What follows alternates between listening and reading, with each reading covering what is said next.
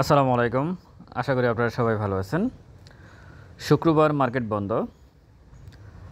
আমি আসলে ২ তারিখে যে বাজেট দেবে এরপরের পুঁজিবাজার কেমন যেতে পারে এই বিষয়ে একটু ব্যাখ্যা দেব।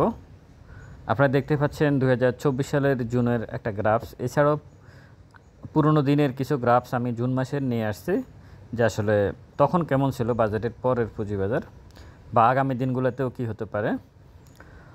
স্টক সাজেশন এবং পোর্টফোলিও ম্যানেজ করার জন্য ডেসক্রিপশন বক্সে নাম্বার দেওয়া আছে, যোগাযোগ করতে পারেন। আর আপনাদের কাছে অবশ্যই একটা রিকোয়েস্ট থাকবে, আপনারা আপনাদের বিও অ্যাকাউন্টে যে ক্যাশ টাকাগুলো থাকে ওগুলোকে আপনারা আপনাদের ব্যাঙ্ক অ্যাকাউন্টে ট্রান্সফার করে নেবেন। আর এই মুহূর্তে বাই সেল আপাতত বন্ধ রাখবেন। ইন্ডেক্স কতটুকু পড়ে তার উপর ক্যালকুলেশন করে তারপর আপনারা বাজেট দেখবেন, মার্কেট মেকারদের ভূমিকা দেখবেন, তারা টেলিভিশনে কী ধরনের আসলে আচরণ করে।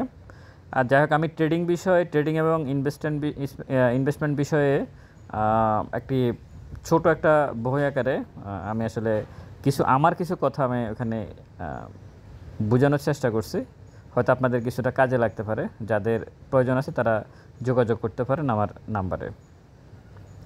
আচ্ছা, এখন বিগত দিনে বাজেটে কী ছিল বিগত সময়ে, বিশেষ করে শেখ হাসিনার যে গভর্নমেন্ট ছিল, আসলে পুঁজিবাজারের জন্য সর্বশেষ বাজেটে কিছু ছিল না। বিগত সরকার যখন ক্ষমতায় ছিল, গত বছরের জুন মাসে তারা যে বাজেট দিয়েছিল তখন কিন্তু খুব বেশি কিছু ছিল না।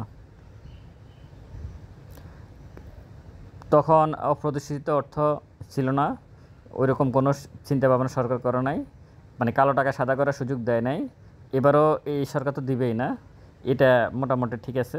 এর বাহিরে ওই সময় ক্যাপিটাল গেইন ট্যাক্স আরোপ করছিল 50 লক্ষ টাকার উপরে, যেটা নিয়ে অনেক সমালোচনা হয়েছে, কিন্তু সেটা তারপরও গভর্নমেন্ট সেটা আরোপ করছে, যদিও 1 টাকাও পাইছে কিনা সন্দেহ আছে। আসলে তখনকার প্রেক্ষাপট ভিন্ন ছিল, তখনও মার্কেটকে নিচে নিয়ে আসার জন্যই কিন্তু আচরণগুলো করা হয়েছিল। গত বাজেটে পুঁজিবাজারের জন্য সিঙ্গেল ওয়ার্ডও ছিল না, একেবারেই না। কিন্তু এই বাজেটে কী থাকতে পারে পুঁজিবাজারের জন্য আমি আগে সেটা বলে নিই। থাকতে পারে, সর্বপ্রথম থাকতে পারে তালিকাভুক্তি এবং অতালিকাভুক্ত, মানে একটা কোম্পানি পুঁজিবাজারে লিস্টেড হলে তার কর হার ছাড় আসবে, এটা মোটামুটি নিশ্চিত। তারপরে যে ব্রোকারেজ হাউস, মার্চেন্ট ব্যাঙ্কগুলো যে বিও অ্যাকাউন্টের যে বিষয়টা, সেখানে কিছুটা লাঘব হবে, মানে ওখানে কর হার কিছুটা ছেড়ে দেবে। আমরা যে প্রতিনিয়ত ট্রেড করি, এখানে সবচেয়ে বেশি গভর্নমেন্ট এখান থেকে ট্যাক্স নেয় পৃথিবীতে। যতটুকু শুনলাম ওদিন আহমেদ রশিদ লালি বলার চেষ্টা করছেন যে পৃথিবীতে সবচেয়ে বেশি বাংলাদেশের এই জগতে। তো যেহেতু হয়তো এখানে কিছুটা ছাড় দিতে পারে। আর একটা বিষয় হচ্ছে আইসিবির বিষয়টা, সেটা বাজেটের বিষয় না, অপ্রদর্শিত যে বিষয়টা সেটা আসবে। আর কর হারের যে বিষয়টা ব্রোকারেজ হাউসগুলো সেটা আসবে, সম্ভাবনা আছে। আর 50 লক্ষ টাকার উপর ক্যাপিটাল গেইন যে 15% ধরা হয়েছে, সেটা হয়তো 10%-এ নিয়ে আসবে, 5% ছেড়ে দেবে। তো এই বিষয়গুলো প্রত্যেকটা বিষয় কিন্তু পজিটিভ, এবং এই পজিটিভকে কেন্দ্র করে আগামী দিনে আমার বিশ্বাস যে মার্কেট এখান থেকে ঘুরতে পারে, সম্ভাবনা আছে। এছাড়াও গতকালকের যে বৈঠক ছিল ক্ষুদ্র বিনিয়োগকারীদের সাথে, ভালো, মানে বৈঠকটা আমি হয়তো ভাবছি যে সেকেন্ডারি মার্কেটের জন্য খুব বেশি কিছু না হলেও রাশেদ মাকসুদকে ক্ষুদ্র বিনিয়োগকারীরা কীভাবে আসলে দেখতে চায় এই বিষয়ে তার সামনে বসে তাকে, মানে একেবারে গতকালকে ক্ষুদ্র বিনিয়োগকারীদের যে সংগঠন, বিভিন্ন সংগঠনের লোকজনে গেছে, তো তারা সরাসরি রাশেদ মাকসুদের সামনে বসে ডক্টর আনিসুজ্জামানের কাছে তার পদত্যাগ দাবি করছে। এর থেকে লজ্জাজনক কিছু হতে পারে না। মানে বিষয়টা এমন যে আমার অফিসে আপনি এসে আমার পদত্যাগ দাবি করতেছেন, আরেকজনের কাছে নালিশ করতেছেন আমার বিরুদ্ধে আমার সামনে। তো এরপরও যদি কারো লজ্জা শরম না থাকে তাহলে তো কিছু বলার নেই। রাশেদ মাকসুদ আশা করি এই বিষয়গুলো খুব এনজয় করতেছে না। এটা অনেকগুলো কারণ আছে কেন করতেছে না, কারণ তার অনেকগুলা এলোমেলো সিদ্ধান্ত মার্কেটকে আজকে এই জায়গায় নিয়ে আসছে। যাই হোক, বিগত বছরগুলোতে, মানে গত 10 বছর বাজেটে পুঁজিবাজার যা পেয়েছে অথবা যা পায় নাই, গত 15 বছরে পুঁজিবাজার বাজেটে এবার আমি মনে করি মানে ওই 15 বছরের তুলনায় ভালো কিছু 2 তারিখে 2 জুনের বাজেটে পাবে, সম্ভাবনা খুবই বেশি। কারণ অর্থ উপদেষ্টা সরাসরি ইনভলভ এখানে, প্রধান উপদেষ্টার বৈঠক করছে, প্রধান উপদেষ্টা সহকারী সচিব যিনি ডক্টর আনিসুজ্জামান উনি গতকালকে বসছে। তো সব কিছু মিলাই এগুলো বাজেটে নিয়ে আসবে ওনারা। আর বাজেটে আরেকটা বিষয় হচ্ছে বাজেটে এখানে আপনারা দেখতেই পাচ্ছেন বাজেট 2025-26 বেশি জোর থাকবে মূল্যস্ফীতি নিয়ন্ত্রণে। বড় তেমন কোনো প্রকল্প হাতে নেওয়া হবে না। বড় প্রকল্প বলতে কি ওই যে পদ্মা সেতুর মতো প্রকল্প যাতে চুরি করা যাবে অনেক ভালোভাবে, এই ধরনের প্রকল্প গভর্নমেন্ট হাতে নেবে না। সামাজিক নিরাপত্তা খাতের আওতায় ভাতা কিছুটা বাড়ানো হবে। সামাজিক নিরাপত্তা বলতে মানে বয়স্ক ভাতা, হয়তো স্কুলের শিক্ষার্থীদের ভাতা, হয়তো বেকার ভাতা, এই টাইপের মানে যদি কিছু আয়োজন করে এগুলো হয়তো এগুলোর উপরে তাদের জোর থাকবে বাজেটে। আর হচ্ছে নজর থাকবে বিনিয়োগ বৃদ্ধি, জ্বালানি, কর্মসংস্থান এবং কর্মসংস্থানের জ্বালানি সাশ্রয় এবং কর্মসংস্থানের সুযোগ সৃষ্টি। এই বিষয়টা ভালো যদি করতে পারে। এখন কতটুকু আসলে করতে পারবে সেই বিষয়টা দেখার আছে। কারণ মার্কেট মানে এখানে সবাই তো অসহযোগিতা করতেছে বর্তমান সরকারকে, সবাই অসহযোগিতা করছে। গভর্নমেন্টের বিভিন্ন সংস্থা কিন্তু অসহযোগিতা করতেছে বর্তমান সরকারকে। আপনারা দেখতেই পাচ্ছেন সচিবালয় বলেন, যা বলেন, এনবিআর বলেন, সমস্ত জায়গা থেকে যারা আসলে এই বাজেট দেওয়ার পরে যারা এগুলোর সাথে জড়িত থাকবে তারা কতটুকু এখানে কাজ করবে সেটা সময় বলবে। যাই হোক, আর বাজেটটা সম্ভবত বাজেটের টাকার 7,50,000 কোটি টাকা এরকম হতে পারে, আমার ঠিক এই মুহূর্তে মনে নেই, এরকম আনুমানিক 7,50,000 কোটি টাকার। তো যাই হোক, আমি যে বিষয়ে ফেরত যাব সেটা হচ্ছে বিগত সময় বাজেটের পরে পুঁজিবাজার কেমন ছিল একটু গ্রাফটা আমরা দেখব। প্রথমে 12 জুন 2024 ইন্ডেক্স ছিল তখন 5,100, আপনারা দেখতে পাচ্ছেন। এখান থেকে সেইখান পর্যন্ত বাড়ছে, 6,200-তে গেছে, 5,100-তে থেকে 6,200। তার মানে 12 জুন 2024 মানে বাজেটের পরে। যদিও ওই সময় বাজেট নিয়ে 2024 সালের 24-25-এর বাজেট নিয়ে পুঁজিবাজারে যথেষ্ট পরিমাণ সমস্যা ছিল, যথেষ্ট পরিমাণে সমস্যা ছিল। কারণ তখন ওই যে ক্যাপিটাল গেইন ট্যাক্সের যে বিষয়টা খুব বেশি ছিল। তারপরেও এখান থেকে মার্কেট কিছুটা বাড়ছে, 5,100 থেকে 6,200 পর্যন্ত মার্কেট গিয়েছে। তারপরে আবার পতন একবার অনেক বেশিভাবে পতন হয়েছে। এরপরের যে বিষয়টা আমরা দেখতে চাচ্ছি সেটা হচ্ছে 20 জুন 2021। এটা ওই সময় 20 জুন 2021 তখন কিন্তু মে মাস থেকে কিন্তু বাড়া আরম্ভ করছে 5,200 থেকেই। এটা হচ্ছে জুন মাস, যদি আমি 20 জুন ধরি তাহলে হয়তো 1 জুন টুন এদিকে হবে। এইখান থেকে কিন্তু একটা না মার্কেট 7,400 পর্যন্ত গেছে। ওই সময় সবচেয়ে বেশি মানে গত 5-6 বছরের মধ্যে সবচেয়ে বেশি র্যালি দিয়েছিল মার্কেট। তো এটা হচ্ছে আমি যদি এইভাবে ধরি 20 জুন ছিল মার্কেটের প্রায় 6,030, আর এরপরে এটা 7,400 পর্যন্তই গিয়েছিল। তো সুতরাং 2024 সালেও মার্কেট কিছুটা বাড়ছিল, 2021 সালেও কিছুটা বাড়ছে। এরপরে প্রিভিয়াস ডেগুলো তার কী আছে, 2020 সাল 18 জুন, এটা হচ্ছে 2021 সালের জুন, এটা হচ্ছে 2020 সালের জুন। তখনও মার্কেট কিছুটা বাড়ছে, তখন 3,948 থেকে প্রায় 5,000-এর উপরে, 5,500-এর উপরে চলে গেছিলো ইন্ডেক্স। 5,000-এর উপরে চলে গেছিলো ইন্ডেক্স। 3,948 থেকে ভালোই এখান থেকে বাউন্স ব্যাক করছে মোটামুটি। আপনারা আসলে এই বাজেটগুলোতে প্রত্যেকটা বাজেটেই কিছু না কিছু বাড়ছে। যদিও 21 সালের পরে গিয়ে যখন ফ্লো দিয়েছিল তখনকার প্রেক্ষাপটটা ভিন্ন ছিল, সেটাকে আসলে ক্যালকুলেশন আনা উচিত হবে না। এখন যেহেতু কোনো ফ্লো নাই, কোনো কিছু নাই, সমস্ত কিছু ওকে। আমার বিশ্বাস, আমি আপনাদেরকে দেখাই দিচ্ছি যে 2020 সালের বাজেট 2020 সালের 18 জুনের ছিল ইন্ডেক্স ছিল 3,948, আর সেটা এরপরে বাড়ার উপরে ছিল। এরপর 2021 সালের জুনে ইন্ডেক্স ছিল 6,020 তারিখে 6,030, সেখান থেকে 7,400 উপরে চলে গিয়েছিল ইন্ডেক্স। এবং 2024-এর 12 জুন ইন্ডেক্স ছিল 5,100, সেখান থেকে চলে গেছে 6,200-তে। আপনারা যদি দেখেন এখানে এই জায়গাটা বাড়ছে।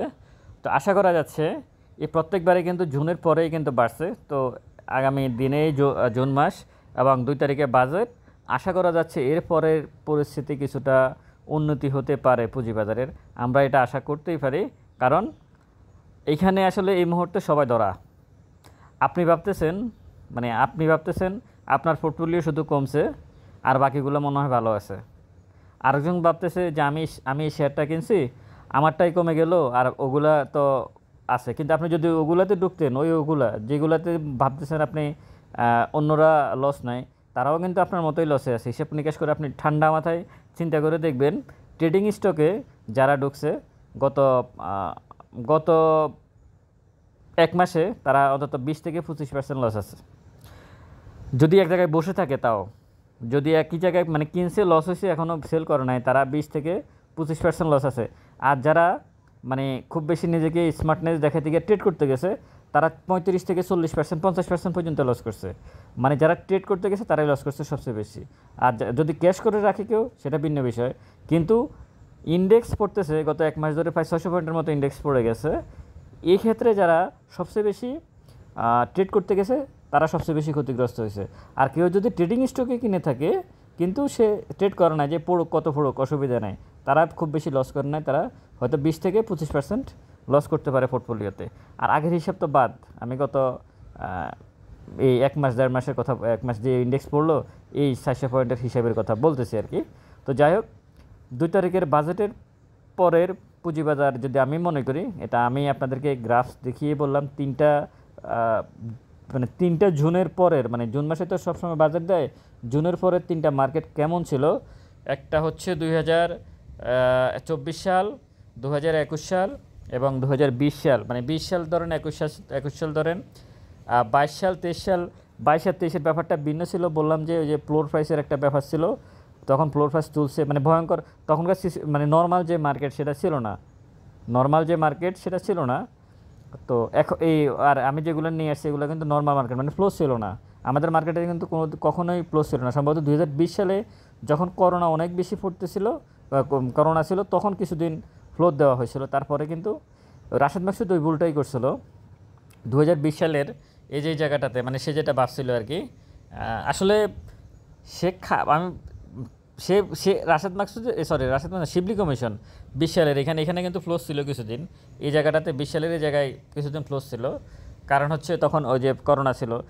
তো শিবলি কমিশন তখন ভাবছিল যে যেহেতু 20 সালে, উনি কিন্তু 20 সালে আসছিল শিবলি কমিশন, তখন উনি ভাবছিল যে 20 সালে যেহেতু ফ্লোর দেওয়ার পরে মার্কেট অনেকটা আপ গেছে, হয়তো এবারও মানে 21 সালে যে ফ্লোরটা দিল, যে এবারও 22-23 সালে, 21 সালের দিকে, তো হ্যাঁ, যে তখন হয়তো ভালো করবে, কিন্তু সে ভালোটা করে নাই। কিন্তু মার্কেট কিন্তু পড়েই গেছে, দিন শেষে থাকতে পারে না। মনে হয় আগের ক্যালকুলেশনটা পরের বার সেটার কাজ করে নাই, এটা হচ্ছে বাস্তবতা।